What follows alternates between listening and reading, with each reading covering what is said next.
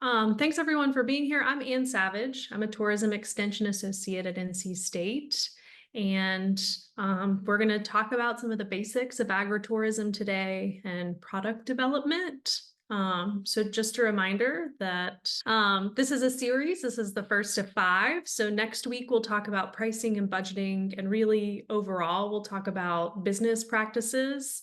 On April 30th, Dr. Andrew Brannon will be here to talk about risk management and insurance. So if today you have any liability questions or insurance questions, make sure to write them down or put them in the chat so we can record them and make sure that he can have those when he comes. That's his expertise. He does have a law background, so he can answer those things more to what the specific questions are. Then May 7th, we'll talk about community involvement and marketing. And then May 14th, we'll round it out with the best management practices session. So we've got a good couple weeks of information here for you, and hopefully we'll see some of y'all throughout the series. So today's objectives, we're going to launch into what is agritourism, the benefits of agritourism. Is it a good fit for you? Is it a good fit? What does it do for your community? And then we'll talk about product development. We'll talk about some different ways that agritourism can be developed. And then we'll have Laura Lee, who's on the call, talk about interpretation a little bit. And then we'll finish up with just some reminders or things to know before we get done. So we'll go ahead and get started with what is agritourism? So I'm a tourism extension. I do some agritourism, but I do a lot of tourism in general. So I like to make sure that we talk about tourism and its role in the state and how agritourism really came to be. So obviously agritourism is really based in agriculture, which is one of the state's largest industries. These numbers are a little dated, but still show how impactful the agriculture industry is to North Carolina. It brought in $92.7 billion in 2021 and employed over 770,000 individuals. And then when we think about tourism, in 2022, it brought in $33.3 billion and employed over 200,000 individuals. And this is for our 2022 numbers. And for 2022, North Carolina was the 5th most visited state in the US. So obviously we have some pretty impactful industries when we combine agriculture and tourism. So combining them makes a winning combination. And on top of that, North Carolina is one of the most rural states. So agritourism really provides a way for us to preserve the cultural heritage and agricultural heritage of our rural areas and really celebrate those communities in authentic ways, and making sure that we're providing opportunities. Like our agriculture industry has a bunch of different products and crops that we produce. Our tourism also has a bunch of different offerings, from the mountains to the Piedmont to the coast. We have a variety of folks that are interested. So the definition of agritourism is farming related experiences enjoyed on a working farm or other agricultural setting for entertainment or educational purposes. And so there are several definitional elements that we like to think about with agritourism. One of the main that we think about is it needs to be a real working farm. So your agritourism activities don't necessarily have to be part of that, but the farm does have to be real and working in order to be that agritourism entity. It needs to be open to the public, open to the general public. That doesn't mean the whole farm needs to be open to the general public. It can be parts that you've designated as those agritourism activity areas. But yeah, it needs to be open to the public. And then it needs to offer some sort of recreational, entertainment, or educational experience. And we'll go through that a little bit more in the next few slides. It may or may not offer hands-on farm experiences. So you don't necessarily have to have folks out there. If you don't have, you pick. That's not a big deal. There are other opportunities that you can provide on a farm that still count as agritourism. And it should add some sort of value to your farming operation. This is probably why, if you don't have it, you're interested, or if you do have it, you have it, is to add that value. It doesn't necessarily mean that you have to charge people for those agritourism activities, but having folks be aware of the operation, at least being aware of your farm and knowing what those possibilities are. So I wanted to put some information here about the most recent ag census, just to kind of give a sense of how many agritourism farms we have around North Carolina. So for 2022, we actually saw a little bit of a decrease, but these were the folks that indicated they have farm-related income from agritourism. And we know that agritourism can be a little tricky. Like I just mentioned, people don't necessarily charge for those activities, so it might not be accounted for within that farm-related income. And then I wanted to put the top 5 counties for agritourism with the number. So these are the number of farms that offer agritourism. I didn't want to get into the amount and have to do the correction for inflations, but we see most of these counties had increases. Most are in the triangle except for Henderson. And we saw a decrease of quite a bit in Wake. And we know there's been quite a big population boom in the triangle area in recent years since 2017. So what sort of effects maybe that has? Those are just anecdotal guesses from me, not anything that's based in research at the moment. And then I just put this map up here, well dated, to make sure that people see kind of where all of these agritourism areas are across the state. So they're all over. There's no one part of the state that has more, well, that has none, and the rest are all in the mountains. They're pretty well spread out. And our North Carolina Department of Ag, Erica's on the call, does a great job of promoting them through the Visit and See Farms app and their website. And so examples of agritourism activities, something with the barnyard animals like petting zoos, beekeeping, bird watching, farm stores, wineries, different activities that folks may have. So before we jump into benefits, we'll talk a little bit about some of those activities that we mentioned. And it seems like y'all have some a variety that you're already offering here. And if you're not yet offering, but thinking, one thing to think about is the kind of amount of development and investment that you'll need for different activities. So on this scale, we laid those out, thinking about some of the lower hanging fruit, like on-farm stands, hay rides, farm tours, pick your own, where you just have a plot that folks can go on to, depending on how many folks show up. Educational tours are an easy thing to add on. And then once we get to this festival, weddings, and beyond, it gets a little bit more complicated. And you start seeing those higher level of investments. Campgrounds can be something that's not too high, but once you get to this last stage of wineries, farm ranch vacations, bed and breakfast, you're also bringing on a customer base that probably has a little bit higher expectations. So that's why that one's in a different area there. So the main contributions of agritourism are that it connects the farmers with those local communities, right? It's that consumer education. It's making sure kids know that chocolate milk doesn't come from a brown cow. It doesn't even come out as chocolate. That's a process that it goes through. That strawberries come from the ground and people pick them so that we can get them in the stores. But it also provides that opportunity for recognition of farmers and the work that they do by the public, and the respect of what farmers put into what we get out of it as consumers. It also increases the economic viability of family farms. There was a lot of those in the chat, supplemental farm income, and it helps with farm and farmland preservation, agriculture and rural heritage preservation. We talked about that in the beginning. And those quality products and produce, we know local is best when we're trying to eat and feed our families. And then it also provides an opportunity to innovate and expand. I have not been to a farm yet where I'm not amazed by some sort of ingenuity that a farmer has put together to showcase something on their farm or to create some process that's simpler or more efficient. And so agritourism is a great opportunity for farms to do that.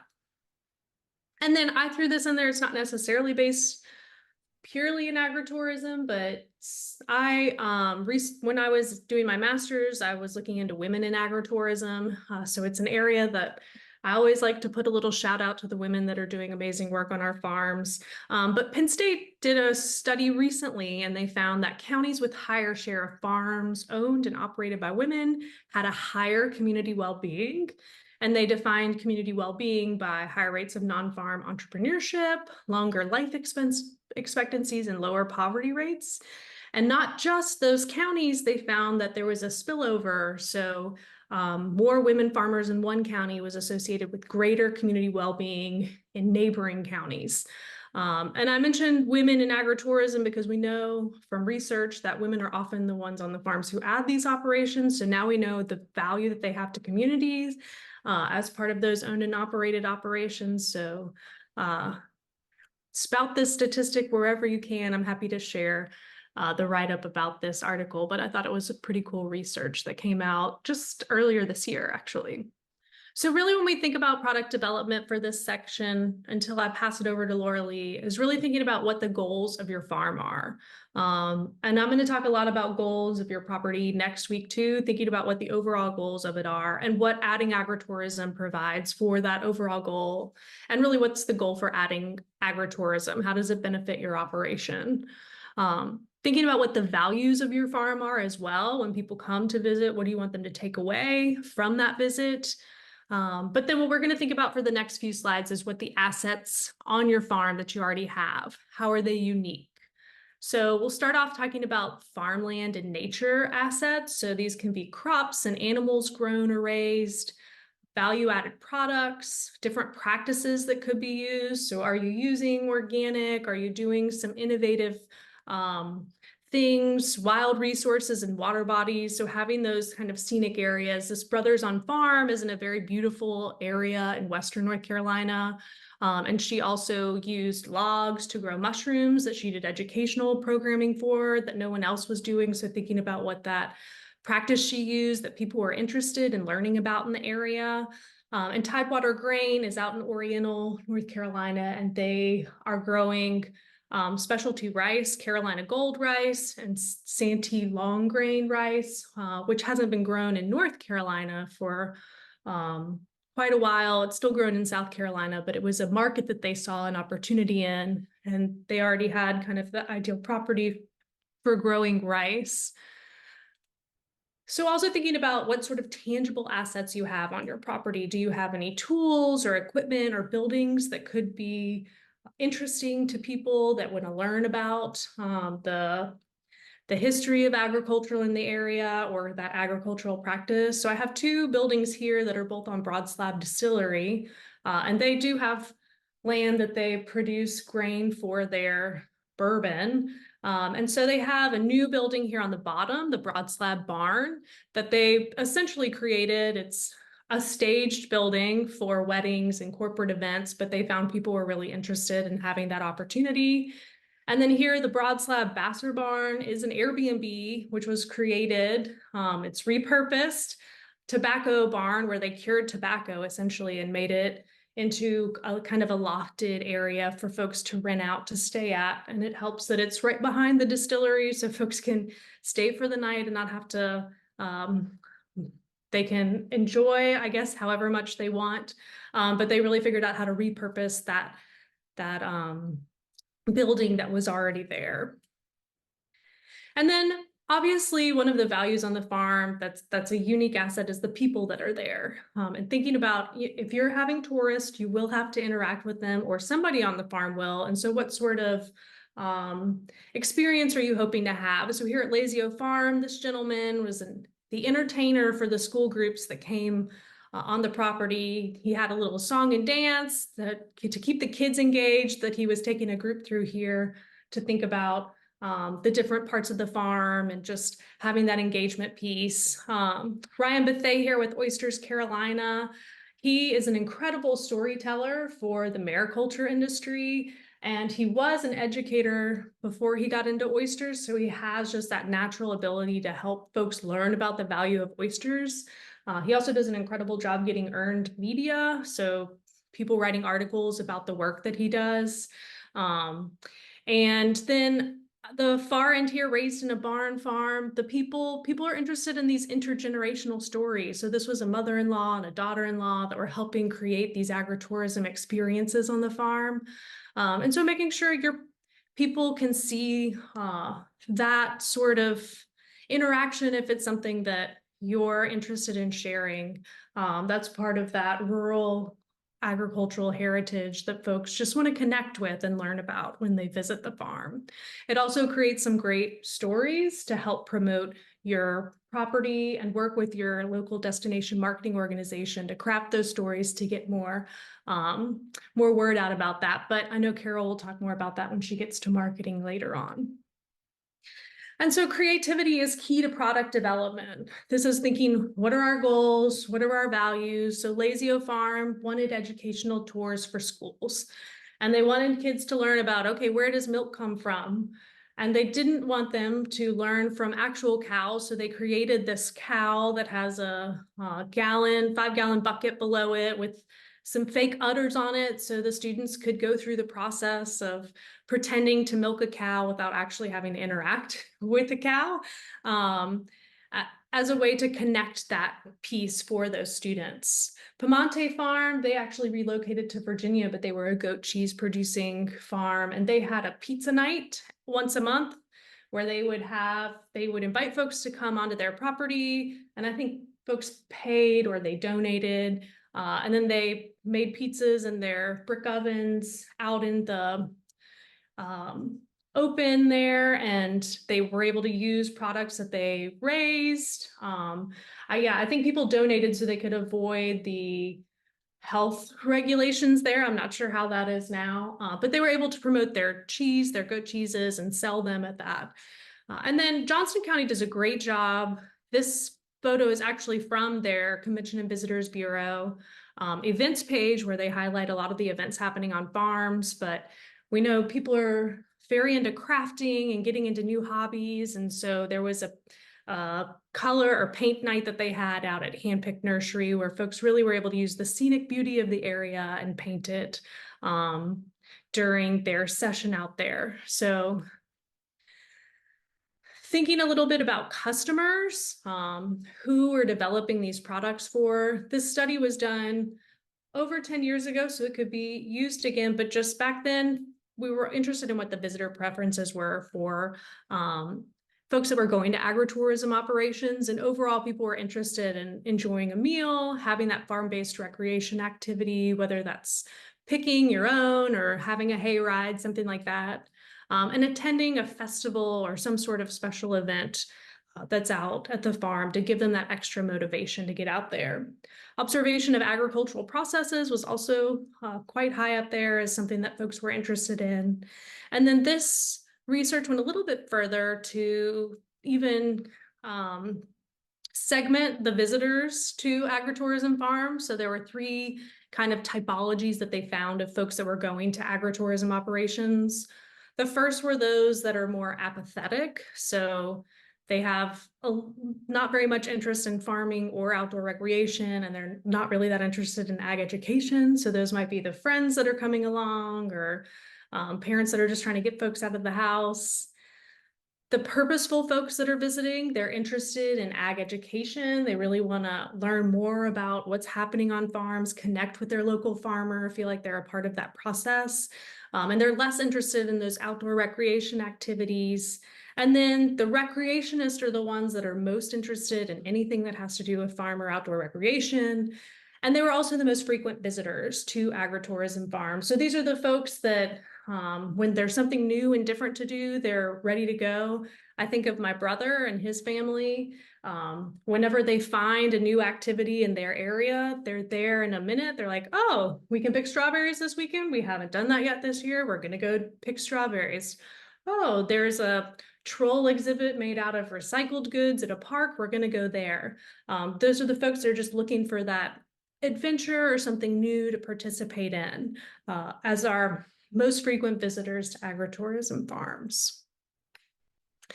And then this is a little tourism research. This is from the fall, but I figured if I put spring research up, we're already in the spring, so it might be more beneficial to think about the fall. And it's looking at activities travelers plan to participate in during their fall travels. And so just background, Longwoods International and Miles Partnership are 2 travel research firms. And during the COVID-19 pandemic, they started longitudinal studies to get a sense of how people's perception of COVID was affecting their travel. And that's changed a little bit since we're 4 years, it's crazy to say that out loud, since the onset of the pandemic. And so they ask things now about the economy, gas prices, things like that. But they're also curious what activities people are participating as we've seen that change due to the pandemic. So in the fall, we found that folks were pretty jazzed about visiting farmers markets and attending festivals. They're also interested in going to wineries, breweries, and distilleries.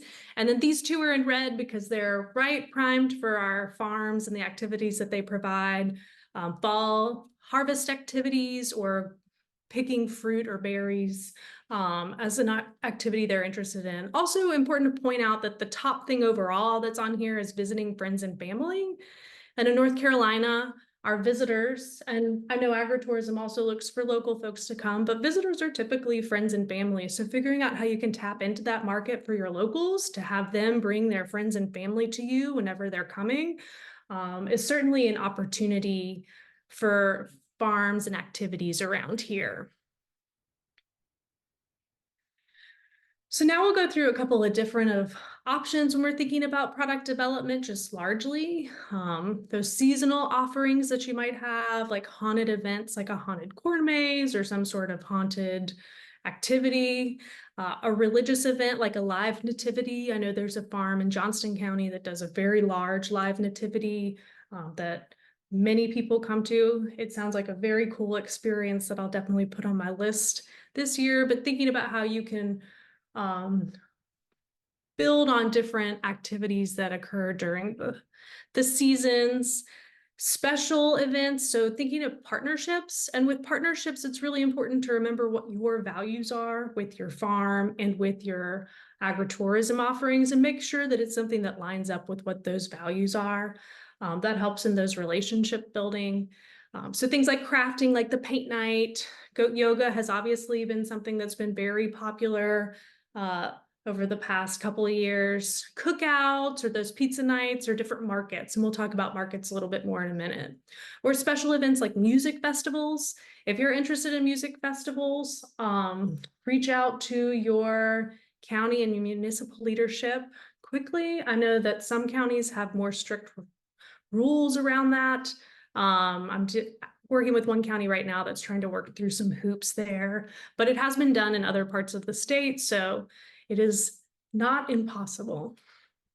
And then different offerings that you can upcharge. So weddings, so here's Buffalo Baker Creek Vineyard, and they have weddings, having a space for those sort of higher end events or corporate events, and then birthday parties. Even if you have a farm that predominantly caters to activities for children, having a special area that you can perhaps have a little upcharge up to have folks have birthday parties there, have a shaded space with more seated, like a couple more picnic tables or something, or if you have some sort of patio that you could put folks on. To get a little bit more income that you know is going to happen from those birthday parties or something like that. It's always a good thing to think about. Tours. So there's several different types of tours that you can offer. Seasonal, thinking about those seasonal offerings, so hay rides, or if you have Christmas trees or something like that, having some sort of winter festival of lights. I know several farms that do those sorts of things. Wildflower tours or bird watching tours if you have a lot of forested area or wildlands. Regularly scheduled tours, so perhaps once a month for the spring, you have the third Saturday, people can come out and go on a tour of the property, see how the processes are working. And then large scale tours, so working with those larger farm organizations like the Carolina Farm Stewardship Association or the Appalachian Sustainable Agriculture Program. They both have large farm tours that you can look into being a part of to help promote your farm. And then Moore County is actually doing, I think, a really cool thing that I guess they adopted from South Carolina, an art and ag tour that'll be in the fall, promoting this relationship between art and ag that kind of bridges interest of folks that might be interested. And then school tours are obviously also something that a lot of agritourism operations are interested in. That's working with your local schools.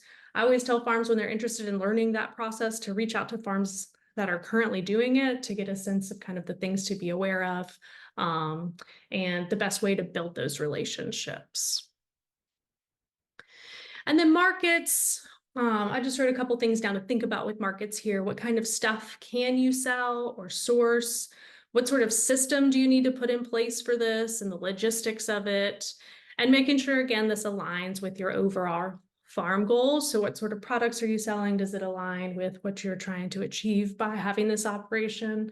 Remembering food safety and HACCP regulations, like I mentioned earlier, if you're making any of those products and selling them in-house, the health department will have to get in touch. But if you're sourcing them from outside, that's understandable.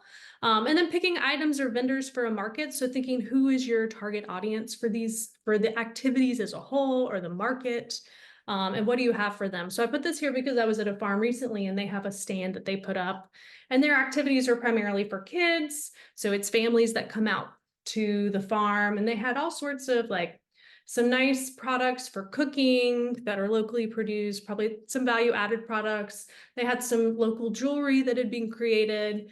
But what they said was typically the things we sell are the things that are geared towards kids, the treats or the like different things that kids play with, because the families come and they say, okay, pick out one thing in this market for us that you want and we'll take it with us.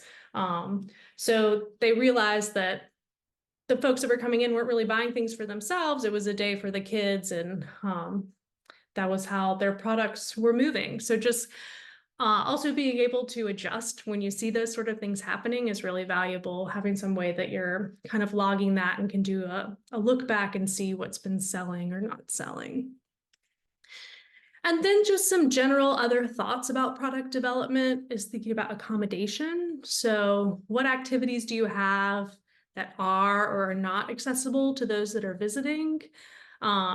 So this is a gentleman from Rogers Farm in Florida outside of Gainesville. And so they have several areas for folks to pick their own strawberries, but they wanted to also include these tubes where they were raised beds so that folks in wheelchairs or those that couldn't bend over, so the grandparents come and want to also be a part of the activity, that this is a way for them to do that. It's always a good reminder that we're all temporarily able-bodied, and so thinking of things that we can do to include those that perhaps can't move around as easily is important. But also thinking about our facilities and how they can accommodate those with varying needs. What are the physical structures? How do people move around in those structures? Bathrooms are always a good thing to ask folks about if you end up putting a bathroom in, which is, I know, a big undertaking. But if you go through that, you might as well make sure that folks who are at the farm are able to use them. And then also training staff or those that will be working with the people, how to understand different folks, perhaps some neurodivergence, just making sure that people are aware that we all are different, and we all interact differently, and perhaps even thinking of ways, if you have a big festival or something, to have times where maybe it's quieter so those folks can participate. And then I put zoonotics on here because there's a lot of research going into this farm animal guest relationship, which is something that, as we see avian flu kind of spreading around in different ways, is important to think about. I know that there's a research project right now happening between Vermont and North Carolina about agritourism and that, so there should be more information coming out about that. If I see anything, I'll certainly pass it along, but I feel like it's important to mention. Hi. Yeah, so I'm Laura Lee from the Uplift team, and I am just rounding out Anne's great presentation with a plug for an upcoming workshop called the 4Ts, which are tips, tricks, techniques, and tactics. These are skills for sharing your story, and the 4Ts workshop really speaks to the people component of product development that Anne touched on earlier. And these workshops will be taking place starting in late May in person, and you can find links to register on the Uplift website, and I can share that in the chat in a little bit. Yeah, a key principle that we are using in the 4Ts workshop is interpretation, and we're drawing on Freeman Tilden, who is noted historically as the father of heritage interpretation. And he defines interpretation as an educational activity which aims to reveal meanings and relationships through the use of original objects by firsthand experience and by illustrative media rather than simply to communicate factual information. So ideally, when we're thinking about sharing our story with visitors at your physical site, we're thinking about ways that we can touch on communicating with, connecting with, informing, and inspiring our site's visitors in very intentional ways. And the next slide is just an overview of Tilden's principles of interpretation. There are a lot of words here. But basically, the principles, what he's saying throughout is that interpretation is never sterile. It's never a one size fits all. And it's not just about throwing information at our visitors at any site we have, whether it be a business, any operation, a restaurant, a farm. It's about finding these little surprise and delight moments to connect with everyone who's a part of the experience that you're offering. And yeah, so the purpose of the 4Ts workshop is to provide site leaders and hosts with tips and tricks that help foster meaningful visitor experiences. Every business, site, farm, operation can choose to be a hospitable one, and we can all transform ordinary transactions into extraordinary experiences. And so I threw in a little example of a surprise and delight moment where, say, you're giving a farm tour, you have ducks on your farm, and there's a visitor who's expressed that they have never tried duck eggs before. You hear this and you remember it, and at the end of the farm tour, you find them again and send them home with a half dozen duck eggs and maybe slip in a little recipe there for them too. Yeah, that's a quick overview of what is coming up, the 4Ts. Okay, so my goal was to get us out of here within an hour, and we're close, folks. So a reminder about the upcoming sessions. I know many people registered all at once. Next week, we'll be diving into some more. I'll have a lot of worksheets for you all to work through during the session to really think about that pricing and budgeting piece. And then, like I mentioned, it'll be more of kind of an overall business plan thinking, which could be really nice when you head into that risk management and insurance. So thinking about how that'll play a role and what your plans are there. So other announcements, there's a national agritourism survey happening right now. I know we've had several folks send it out, but if you're on the call right now and you have not filled it out, we would much appreciate if you could.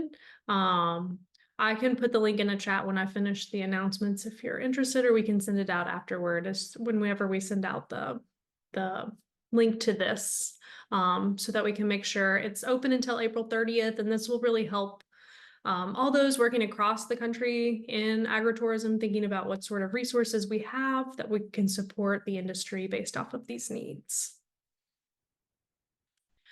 I also just saw this yesterday and thought I would put it in here. Dr. Andrew Brannon, who's coming April 30th, is leading a succession planning workshop. I think this is next week, April 24th and April 25th. It's a two-part series, but you can never start succession planning too early. So we'll include these in the wrap-up email as well. But it's a good opportunity to access those resources. Succession planning is very valuable if you have a farm.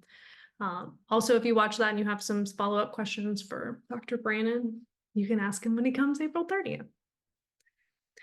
And then it's spotted lanternfly season, and I work closely with our forestry extension folks, and so I wanted to make sure everybody on the call was aware. Spotted lanternfly, keep your eyes out. We have a picture of what they're currently look like in their active stage.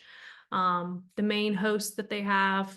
There's some really great resources. If you just go search for NCSU .edu spotted lanternfly. You can see a fact sheet that'll come up there. It'll include a link to report if you see a spotted lanternfly. So our Department of Ag folks and our Forestry Extension folks can come out and monitor that. They're a real nuisance and they take over pretty quickly. And so the goal is really to spot them early so we can keep them in one place. Right now we have a breakout in Kernersville that's been pretty well maintained, but certainly everybody's vigilance is appreciated there. And then next week, again, we'll be talking about pricing and budgeting. Come ready to talk about your business plans and your overall goals. There's some agritourism spotlights. If you just Google NC State Extension agritourism spotlights, we'll also send this before the next one that goes through kind of, we asked a bunch of different agritourism farms around the state, how they created their business plan, what sort of things they thought about, how they overcome some of the challenges that they face. And so it could be good just to think about before we launch into that discussion. And of course, if there are any questions, please feel free to reach out. There's my email address. And yeah, I was just going to do a general poll about if there's something you're particularly here for. So if there's something in the chat that you are here specifically to learn about, please let us know so we can make sure that we can include that in those upcoming sessions. We certainly don't want anybody to come and think that they haven't gotten what they've looked for throughout all of these series.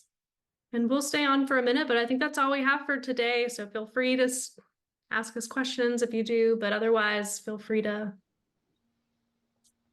head out and get the last of the day. And thank you Thanks all for everybody being for being here. here. Yeah.